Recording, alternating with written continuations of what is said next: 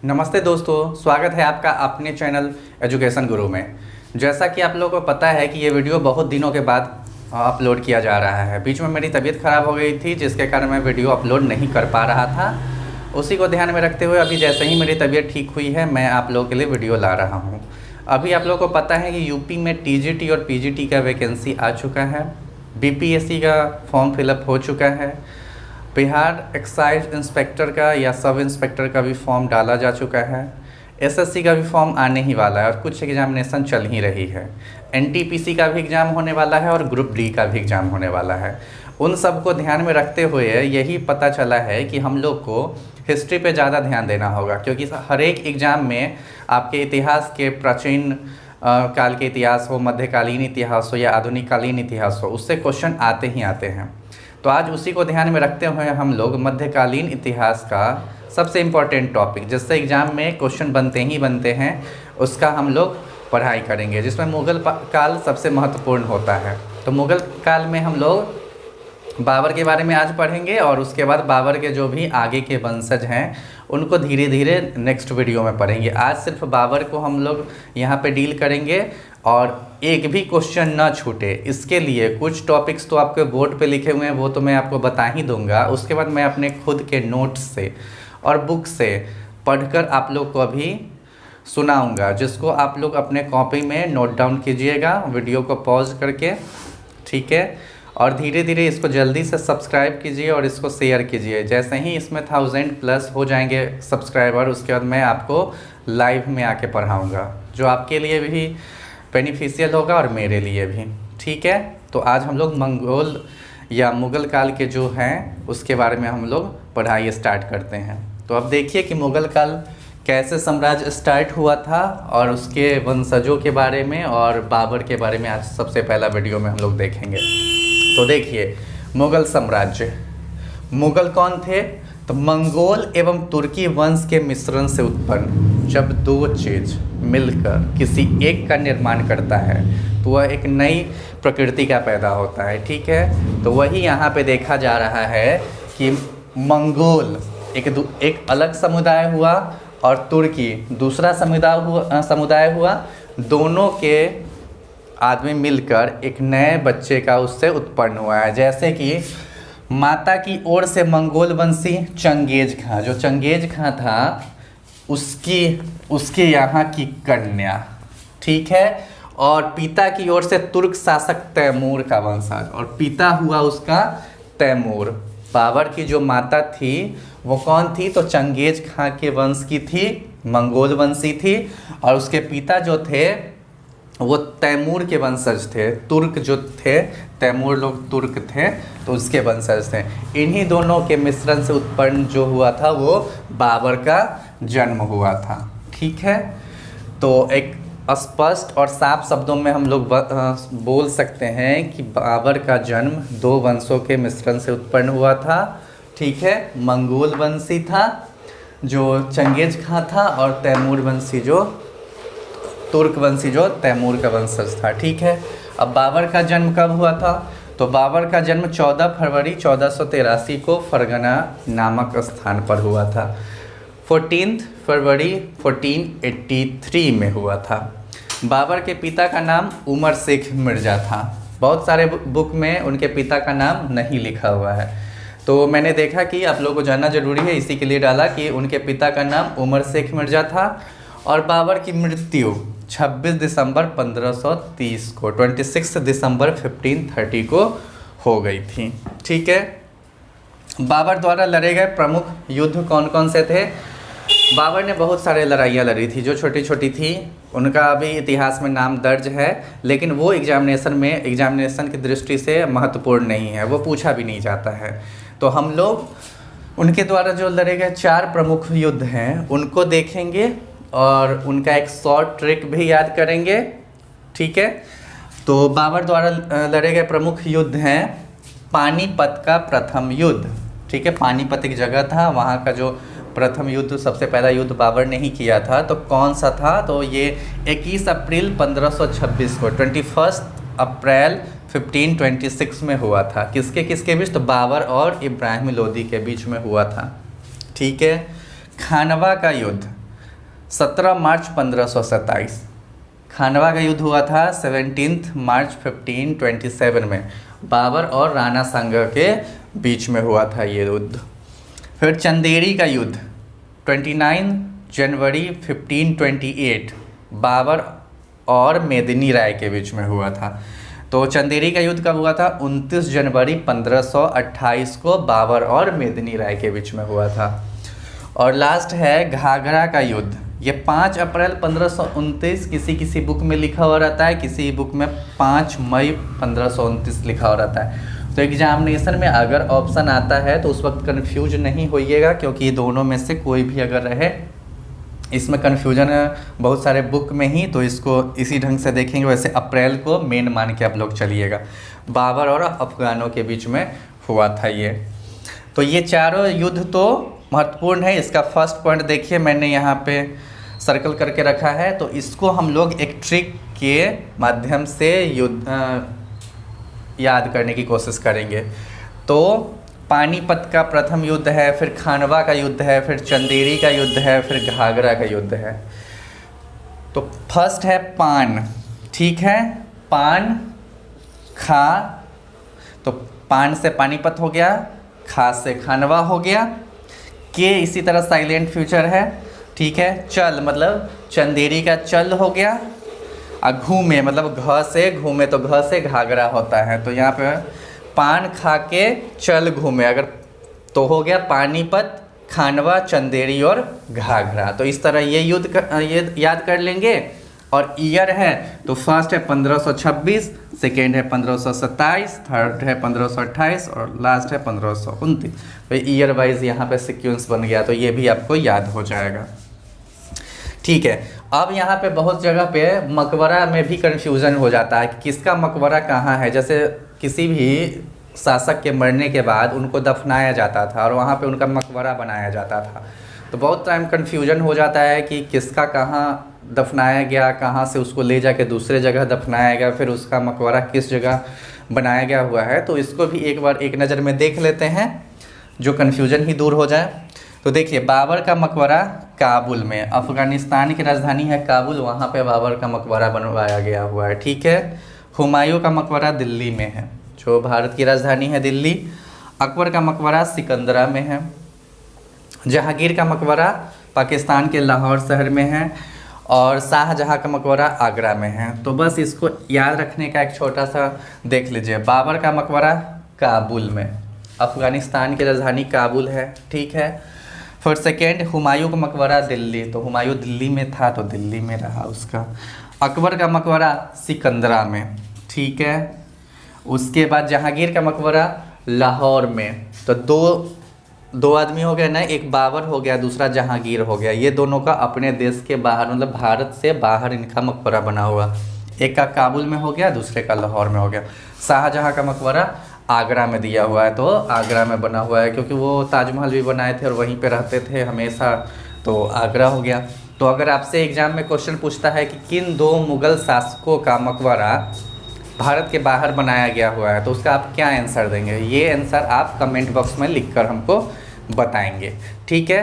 तो अब मैं आपको अपने नोट्स से और बुक से कुछ क्वेश्चन रिवाइज कराता हूँ, और आप लोग उसको ध्यान से सुनिएगा। और अगर आपको मन हो तो आप उसको नोट डाउन भी कर सकते हैं। ये एक छोटी सी हाइलाइट्स आप लोग बोर्ड पे देखें। अब इसको अच्छे ढंग से आपके सामने रखा जाएगा। तो ठीक है, एक बार मैं आपको अपने नोट से सारे चीज़ पढ़कर सुनाता हूँ, फिर आप देखिएगा। तो मुग़ल कौन थे? ठीक है, मुग़ल मंगोल एवं तुर्की वंश के मिश्रण से उत्पन्न था। माता की ओर से ये मंगोल वंशी चंगेज खां से संबंध रखते थे, तथा पिता की ओर से ये तुर्क शासक तैमूर के वंशज थे। मुग़लों ने स्वयं को तिमूर वंशी माना है, ठीक है। अब बाबर कौन था ये भी देख लेते हैं। बाबर का जन्म 14 फरवरी 1483 ईस्वी को अफ़गानिस्तान के, मतलब उसका जन्म भी अफ़गानिस्तान में हुआ था, तो इसलिए उसने अफ़गानिस्तान के काबुल में दफनाया गया था उसको। अफ़गानिस्तान के फरगना प्रांत में हुआ था। बाबर का पिता उमर शेख मिर्ज़ा फरगना का एक तुर्क शासक था। फरगना जहाँ पे इसका जन्म हुआ था वहाँ का वो तुर्क शासक था। 1494 ईस्वी में बाबर का पिता एक छज्जे पे खड़ा होकर कबूतर उड़ा रहा था। छज्जा होता है ना कि नीचे से लकड़ी का रहता है या पुराना ईंट का है और ऊपर में छप्पर जैसा रहता है, तो उसी पे खड़ा होकर कबूतर को उड़ा रहा था, जिससे छज्जा टूट जाने से उसकी मृत्यु हो गई। तो वो छज्जा टूट गया और वो नीचे गिर गया, जिससे उसकी मृत्यु हो गई। इस प्रकार बाबर महज 12 वर्ष की उम्र में फरगना की राजगद्दी पे बैठा। तो छज्जा टूट गया, वो नीचे गिर गया। अब राज्य को संभालने के लिए तो कोई ना कोई चाहिए। तो बाबर उस समय 12 वर्ष का था, लेकिन उसी को बैठा दिया गया, क्योंकि अगर उसको नहीं बैठाया जाता तो दूसरे उस पर बैठ जाते और फिर बाबर के हाथ से वो राज्य निकल जाता। उसके बाद अब बाबर आगे का जब देखते हैं तो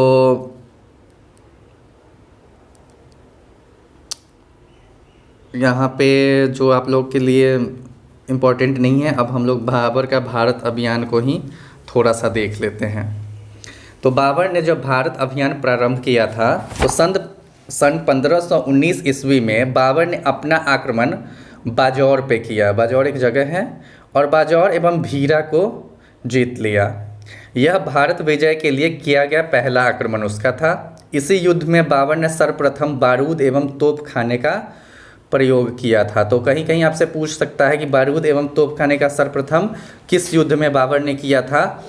तो उसने बाजौर के युद्ध में किया था। ठीक है, कब? तो 1519 ईस्वी में।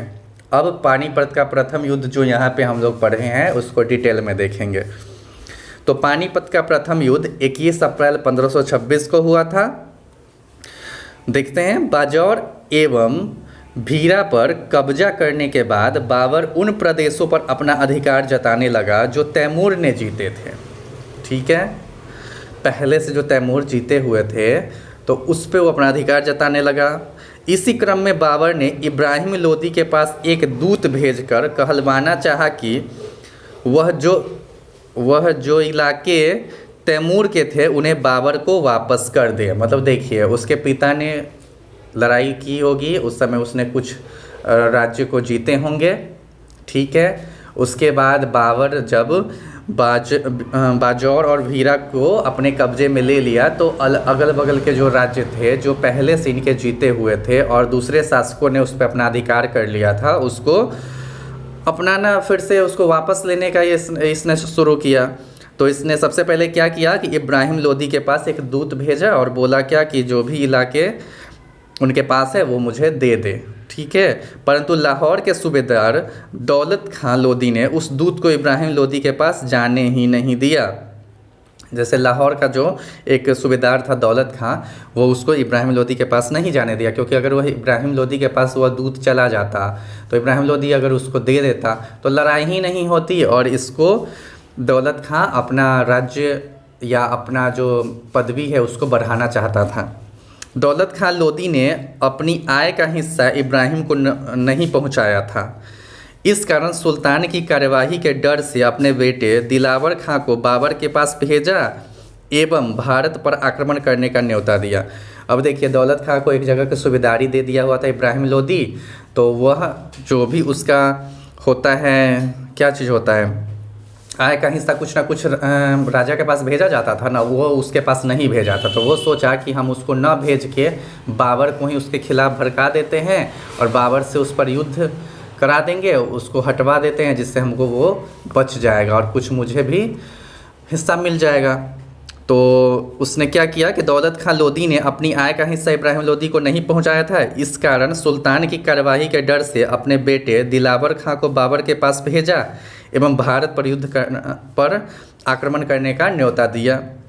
इब्राहिम लोदी से पराजित होकर बहलोद लोदी का बेटा आलम खां लोदी भी बाबर के पास काबुल पहुंच गया। मतलब इब्राहिम लोदी से एक और बहलोद लोदी का बेटा भी आलम लोदी जो था वो लड़ाई किया था, जो हार गया हुआ था, तो वो भी बाबर के पास पहुंच गया काबुल कि उस पर आप लोग चढ़ाई करिए, हम आपके साथ हैं।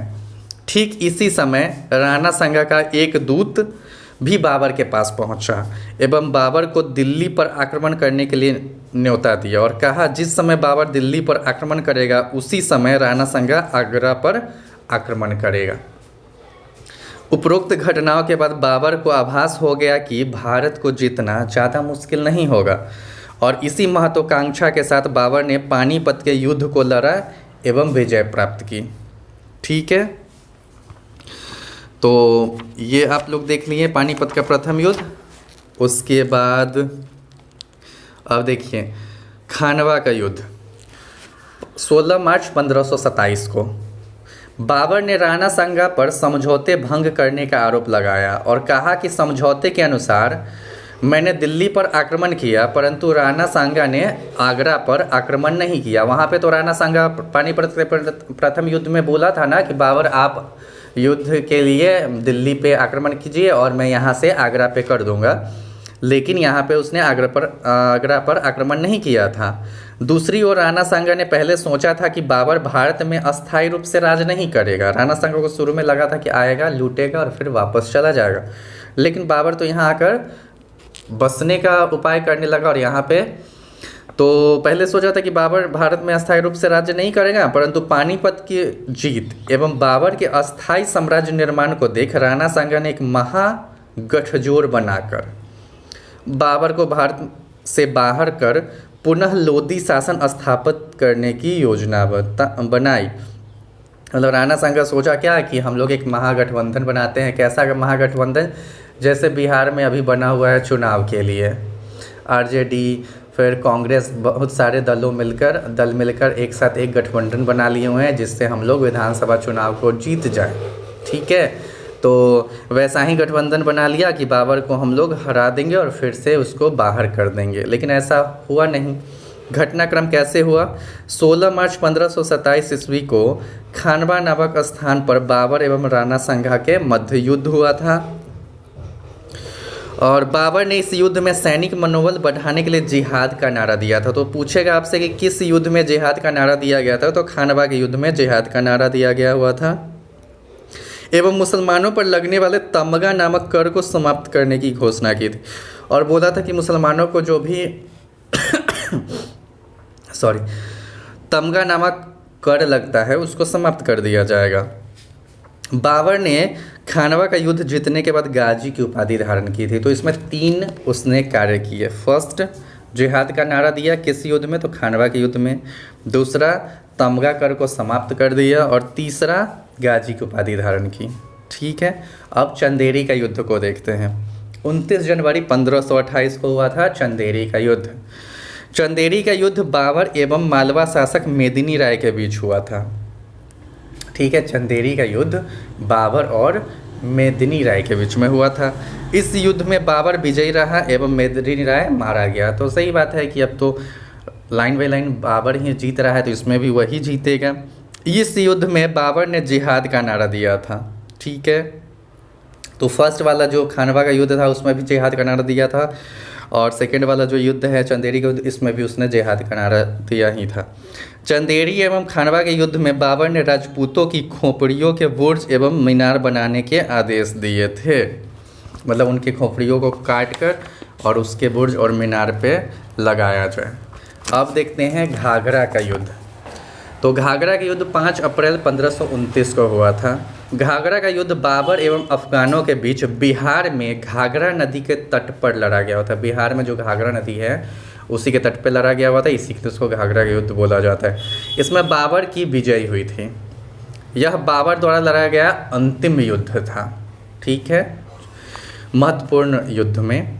इस युद्ध के बाद बाबर का भारत पर अस्थायी रूप से अधिकार हो गया एवं बाबर की साम्राज्य की सीमा सिंधु से लेकर बिहार एवं हिमालय से लेकर ग्वालियर तक फैल गई।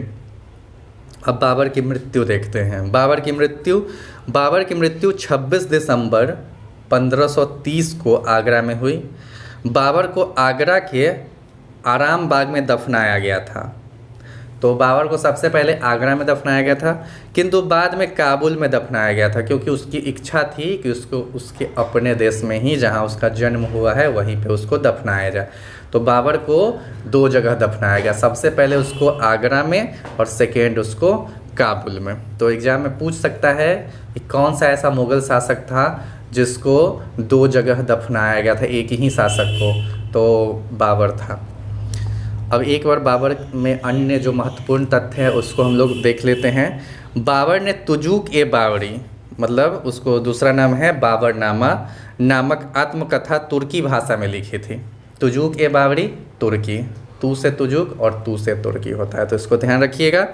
बाबर ने काबुल में शाहरुख एवं कंधार में बाबरी नामक सिक्के चलाए थे। मतलब बाबर ने 2 सिक्के चलाए थे। फर्स्ट था काबुल में शाहरुख नाम से और कंधार में बाबरी नाम से। बाबर ने सुल्तान की परंपरा को तोड़ा और खुद को बादशाह घोषित किया था। पहले के जो भी शासक थे वो खुद को सुल्तान कहते थे, लेकिन बाबर ने सुल्तान को तोड़ दिया उस परंपरा को और खुद को बादशाह से डिनोट किया। बाबर ने नापने के लिए गज ए बाबरी नामक माप का प्रयोग किया था। ठीक है, तो बाबर ने गज ए बाबरी माप का प्रयोग किया और उसको चलन में लाया। उसके बाद उसी से ज़मीन हो या कुछ भी हो मापा जाता था। और लास्ट बाबर ने मुबैयान नामक पद शैली का विकास किया था। ठीक है, तो मुबैयान पद शैली का विकास किसने किया था? तो बाबर ने किया था। तो ये आपके नोट्स से कुछ महत्वपूर्ण तथ्य हो गए। अब हम लोग देखते हैं आपको क्या बताने लायक है इसमें। थोड़े बुक से भी आप लोगों को बता दिया जाए, तो इससे आज ये ख़त्म ही हो जाएगा। तो